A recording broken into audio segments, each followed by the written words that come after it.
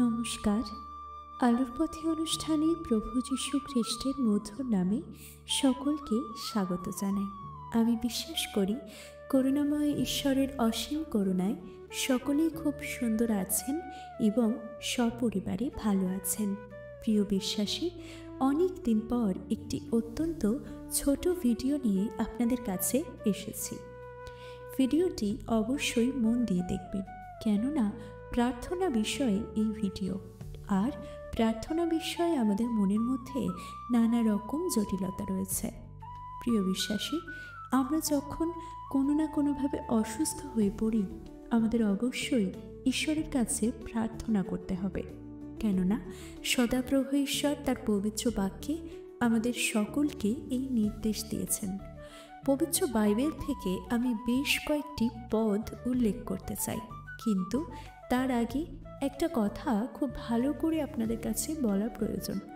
অনেকেই শিক্ষা দেন একটা দুটো পদ নয়, কনটেক্সট দেখুন, অর্থাৎ ওই বিশেষ পদটি কোন পরিস্থিতিতে কে কাকে বলেছে এই সব ভাবতে বলেন।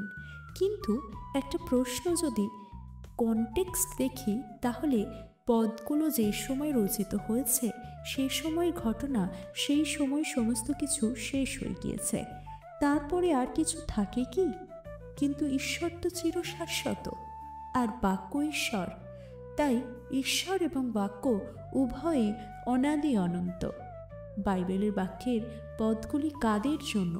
সমগ্র মানব জাতির জন্য। প্রিয় বিশ্বাসী, সমগ্র মানব জাতির জন্য ঈশ্বরের বাক্য লিপিবদ্ধ হয়েছে পবিত্র বাইবেলে। ঈশ্বরের বাক্য যেহেতু বলে যে কেহ বিশ্বাস করে পরিত্রাণ পাইবে, অতএব প্রিয় বিশ্বাসী, আপনি আমি সকলেই যখন খ্রিস্ট যিশুতে বিশ্বাস করি আর যিশু নামে প্রার্থনা করি, তখন সেই পরমেশ্বর পিতা শোনেন এবং আমাদের আশীর্বাদও করেন। জিরোমীয় 29 অধ্যায় 12 পদে লেখা আছে, আর তোমরা আমাকে আহ্বান করিবে এবং গিয়া আমার কাছে প্রার্থনা করিবে, আর আমি তোমাদের কথায় কর্ণপাত করিব। প্রিয় বিশ্বাসী, ইউটিউব চ্যানেলগুলিতে কোনো কোনো সময় সুস্থতা বা আরোগ্যতার প্রার্থনা নিয়ে আপত্তি তোলা হয়। পুরাতন নিয়মে বলা আছে, অমুক রাজা, অমুক রাজ্য, অমুক ভাববাদীকে সদাপ্রভু আশীর্বাদ করেছিলেন। বর্তমান সময় প্রার্থনা অর্থাৎ সুস্থতার জন্য প্রার্থনার প্রয়োজন নেই, সুস্থ হলে আপনি এমনিতেই হবেন। এই ধরনের কথা যারা বলে, তারা আসলে ঈশ্বরের সঙ্গে আপনার দূরত্ব বাড়াতে চাইছে। বাক্য বলে, আমি বুদ্ধি দ্বারা কথা বলবো, আবার আত্মা দ্বারাও কথা বলবো। আপনি যদি শিক্ষা পেয়ে থাকেন যে ঈশ্বর বাক্য দ্বারা আপনার সঙ্গে কথা বলেন, তাহলে বাক্যে যা পড়ছেন বা যা শুনছেন তা আপনাকেই ঈশ্বর বলছেন, এটি বিশ্বাস করুন, কেননা বাক্য ঈশ্বর, ঈশ্বরই বাক্য। ওইসব শিক্ষায় কান না দিয়ে প্রার্থনা করুন, সুস্থ থাকতে এবং স্বাস্থ্যবান হতে। যে যাই বলুক, ঈশ্বর বিশ্বস্ত। তাই ঈশ্বর বলেন, কারণ আমি তোমার স্বাস্থ্য ফিরাইয়া আনিব ও তোমার ক্ষত সকল ভালো করিব, ইহা সদাপ্রভু কহেন। আর আমাদের এইও জেনে রাখা দরকার, প্রভু যীশু খ্রিস্ট তিনি সেই সময় যেমন ছিলেন, এখনও ঠিক তেমনি আছেন। তার দয়া এবং করুণা, অনুগ্রহ এবং ভালোবাসা, তার কোনো তফাৎ হয়নি। আর তিনি আমাদের সঙ্গেই আছেন, যেমন বাক্যে লেখা আছে, যীশু খ্রিস্ট কাল ও আজ এবং অনন্তকাল যেই, সেই আছে। দ্বিতীয় রাজাবলী 20 অধ্যায়ে আমরা দেখি, রাজা হিজকিয়ের সাংঘাতিক পীড়া অর্থাৎ অসুখ হয়েছিল। যিশাইয় ভাববাদী তার কাছে এসে বলল, তোমার মৃত্যু হবে, তুমি বাঁচবে না। রাজা হিজকিয় সদাপ্রভুর কাছে কেঁদে কেঁদে প্রার্থনা করলেন। যিশাইয় ভাববাদী তার কাছে এসে বললেন, সদাপ্রভু এই কথা বললেন, আমি তোমার প্রার্থনা শুনলাম, আমি তোমার চোখের জল দেখলাম, দেখো আমি তোমাকে সুস্থ করব। প্রিয় বিশ্বাসে, প্রার্থনা শ্রবণকারী ঈশ্বরের এই বৈশিষ্ট্য কি লুপ্ত হয়ে গেছে বলতে হবে আজকালকার দিনে? গীত সংহিতা 65 অধ্যায় 2 পদে দাউদ বলেছেন, হে প্রার্থনা শ্রবণকারী, তোমারই কাছে মর্ত মাত্র আসিবে। আমরা মর্তবাসী, আমাদের ঈশ্বরকে বিশ্বাস করতে হবে। ঈশ্বর যদি আদি অনন্ত হন, আমরাও রাজা হিজকিয়ের মতো কাঁদব, জিরোমীয় ভাববাদীর মতো প্রার্থনা করব, হে সদাপ্রভু আমাকে সুস্থ করো, তাতে আমি সুস্থ হব। প্রিয় বিশ্বাসী, তাই আসুন আমরা প্রভু যীশু খ্রিস্টের নামে ঈশ্বরের কাছে নতজানু হই, আমাদের পাপের ক্ষমা চাই।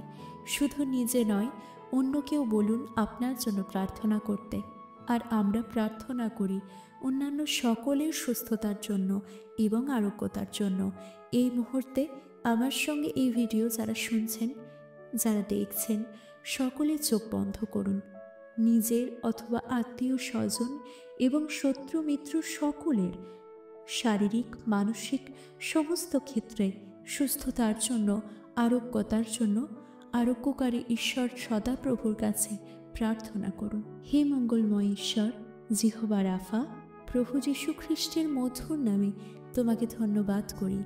হে করুণাময় ঈশ্বর, তুমি আমার পাপ সকল ক্ষমা করো। তুমি আমার মধ্যে অনুসন্ধান করো কোনো পাপ পাওয়া যায় কিনা।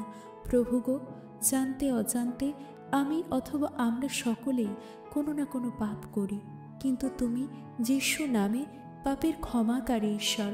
তাই তোমার অসীম করুণায় তুমি আমার পাপ ক্ষমা করো। হে প্রভু যিশু, তুমি ক্রুশের উপরে আমাদের পাপের ভার তুলে নিলে, তোমারই পবিত্র রক্ত তুমি ঢেলেছ প্রভু। তোমার সেই পবিত্র রক্তে আমাদের পাপ থেকে তুমি শুচি করো। হে দয়াময় ঈশ্বর, আমি আমার অসুস্থ শরীর ও ক্লান্ত হৃদয় নিয়ে তোমার কাছে এসেছি। প্রভু, তুমি ডেকেছ, হে পরিশ্রান্ত ভারাক্রান্ত লোক সকল আমার কাছে এসো।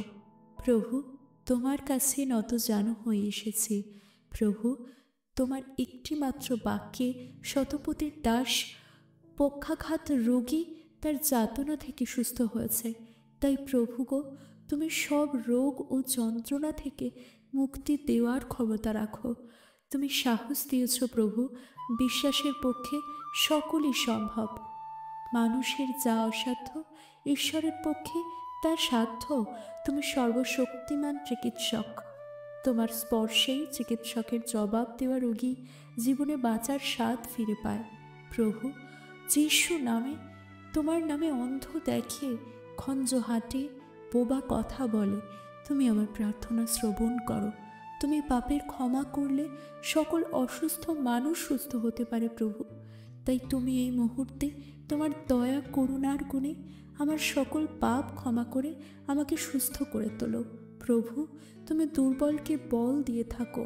এখন আমার শরীরের প্রতিটি দুর্বল অঙ্গ প্রত্যঙ্গকে তুমি স্পর্শ করো।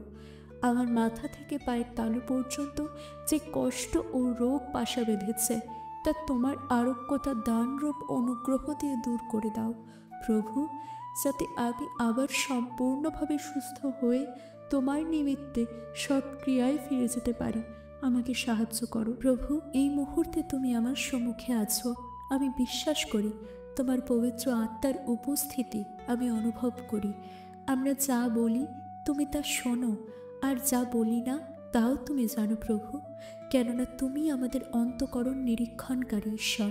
বিভিন্ন রকম পারিবারিক, সামাজিক চাপে আমি মানসিকভাবে অত্যন্ত ভেঙে পড়েছি। প্রভু, তুমি আমার মানসিক ক্ষত বেঁধে দাও, আমার মানসিক দুর্বলতা দূর করো। হ্যাঁ প্রভু, এই মুহূর্তে আমি অত্যন্ত ডিপ্রেশনের মধ্যে আছি। আমি অত্যন্ত সিদ্ধান্তহীনতায় ভুগছি। আমি ভবিষ্যৎ নিয়ে অত্যন্ত উদ্বেগের মধ্যে আছি। প্রভু গো, আমার সমস্ত চিন্তার ভার তোমার উপর দিলাম। তুমি আমায় মানসিকভাবে শান্তি দাও, মানসিকভাবে আমাকে দৃঢ় হতে সাহায্য করো। মানসিক চাপ আমার শরীরকে দুর্বল করে তুলছে।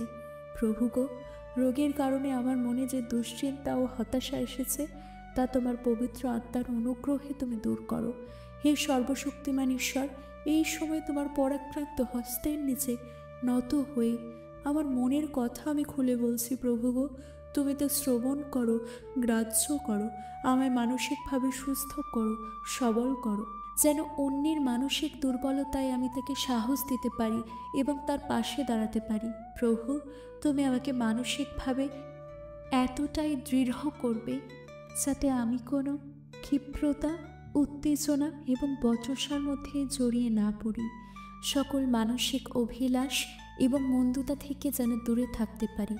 প্রভু যীশু, তুমি আমার শরীর, মন ও আত্মা সব দিক থেকে আমায় নতুন করে গড়ে তোলো। প্রভু, আমার পরিবারের মধ্যে, আত্মীয় স্বজনের মধ্যে, পাড়া প্রতিবেশীর মধ্যে, খ্রিস্টের সকল ভাই বোনের মধ্যে এবং তোমাকে যারা জানে না প্রভু, সেই সকল মানুষের মধ্যে যারা আজকে শারীরিক অথবা মানসিকভাবে অসুস্থ, তাদের সকলকে তোমার চরণতলে রাখি। তাদের জীবনের ভার আমি তোমার হাতে তুলে দিই প্রভু। তাদের পাপ সকল তুমি ক্ষমা করো। আমি তাদের সকলের পাপের জন্য অনুশোচনা করি। হ্যাঁ প্রভু, আমি জানি তুমি পাপের ক্ষমাকারী ঈশ্বর এবং তুমি আরোগ্যতা দানকারী ঈশ্বর। যারা শয্যাশায়ী, যারা ব্যথায় কাতর, তাদের সকলকে তুমি আরোগ্য দাও। যারা প্রিয়জনকে সত্য হারিয়েছে অথবা যাদের মধ্যে বিচ্ছেদ হয়েছে, তাদের এবং তাদের পরিবারকেও আত্মিক এবং মানসিক শক্তি ও ধৈর্য দাও তুমি, যেন তারা এই কঠিন সময়ে আত্মিক ও মানসিকভাবে দৃঢ় হয়ে সুস্বাস্থ্যের অধিকারী হতে পারে এবং কঠিন সময় মোকাবিলা করতে পারে। প্রভুনাথ, তুমি ক্ষতবিক্ষত হয়েছ, আর সেই ক্ষতের গুণে আমরা আরোগ্যপ্রাপ্ত হই।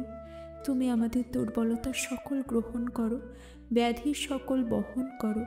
তোমার মহিমা আমাদের দেখতে সাহায্য করো। তোমার গৌরব হোক। হে আরোগ্যকারী ঈশ্বর, তোমার প্রশংসা করি। আমার বিশ্বাস, আমার সকল প্রার্থনা শুনলে তুমি আর গ্রাহ্য করলে। তোমার প্রিয় যিশু নামে চাইলাম, আমিন। প্রিয় বিশ্বাসী, যে প্রার্থনা করা হলো, হয়তো আপনি আরও সুন্দরভাবে প্রার্থনা করতে পারবেন। কিভাবে, কি কথায় কথা বসিয়ে, কত কাব্যিকভাবে প্রার্থনা করলাম, এটা বড় কথা নয়।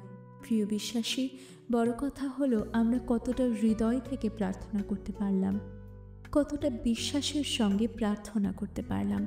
তাই যখন প্রার্থনা করবেন, বিশ্বাস করবেন আপনি যা কিছুই প্রার্থনা করছেন, সেই প্রার্থনা স্বয়ং ঈশ্বর শ্রবণ করছেন এবং তিনি গ্রাহ্য করবেন। ঈশ্বরের করুণা অনুগ্রহ ব্যতীত একটি মানুষ সুস্থ হতে পারে না। আমরা হয়তো হসপিটালে এই মুহূর্তে কেউ চিকিৎসাধীন আছি, কিংবা বাড়িতে থেকেই চিকিৎসাধীন আছি। বিশ্বের সর্বশ্রেষ্ঠ ডাক্তার হয়তো তাকে দেখছেন, কিন্তু ঈশ্বর যদি আমাদের সুস্থতা না দেন, আমরা কখনোই সুস্থ হতে পারি না। আজকে এই পর্যন্তই। সকলকে জয় যিশু। ভিডিওটি ভালো লাগলে অবশ্যই লাইক, কমেন্ট এবং শেয়ার করে পাশে থাকবেন।